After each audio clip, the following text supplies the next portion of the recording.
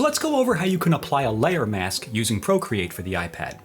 On my screen here, I have this example design opened up. If I tap on my layers menu, you can see I have a dark blue background layer, and I also have a logo layer right here. This logo is on its own layer here.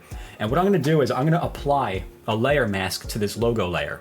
And to do that, I'm just gonna tap on the layer like that. And if you notice over here, we have these options. I'm gonna choose mask right here. I'm gonna tap on mask. And now there is a mask layer applied to the selected layer there.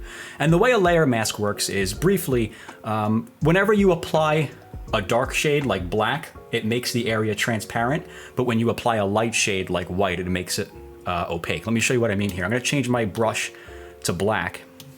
And I'm gonna grab my brush, I'm gonna use a black brush, and I'm just gonna paint through this like that.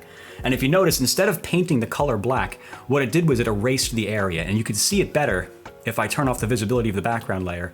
As you can see there, that checkerboard pattern or that grid pattern is showing through the background there. So that's the gist of how layer masks work. And if you want to put that back, you can just use the color white. I'm going to change my brush to white like that. And I'm just going to fill that back in like that. And as you can see, there's no color white being applied here. It's just filling it back in. Layer masks work sort of like an opacity setting. So let me two-finger tap this to undo what I did here. Let me show you an example of when this can be useful. I'm gonna come over here to my gallery.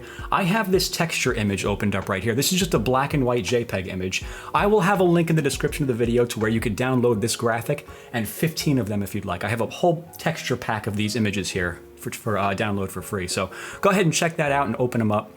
As you can see here, I have this one opened up. I'm gonna apply this image right here to my logo as a texture. And it's gonna create sort of like a worn vintage sort of effect. So to do that, let me tap on the wrench right here. Let me go to copy. Let me go back to my document. And now what I wanna do is open up the layers menu. I wanna have just the layer mask selected. So if you notice here, both of these layers are blue. To deselect it, I'm just gonna swipe this to the right a little bit and it's gonna deselect it. Whoops, there we go. I want just the layer mask selected, and then I'll come over here to the wrench and I will go to paste. And as you can see, it took that image, and the black areas of the image are making the logo transparent, whereas the white areas of the image are showing through as opacity. And I could take these transformation handles and edit this if I want. Well, maybe not rotate it. Let me make this a little bigger so it encompasses the entire design. Whoops, didn't need to do that. There we go. And you can move this around if you'd like. And as you can see here, it's creating transparency on the image. That is the benefit of using a layer mask. And if I turn off the background layer here, you can see that it is indeed showing through as transparency. You may even be able to see it better if I change the background color to something a little more vibrant. You can see that pink area showing through the transparent areas there. So let me get rid of that. Let me undo what I just did right there. Let me open this up. Let's see what we got here.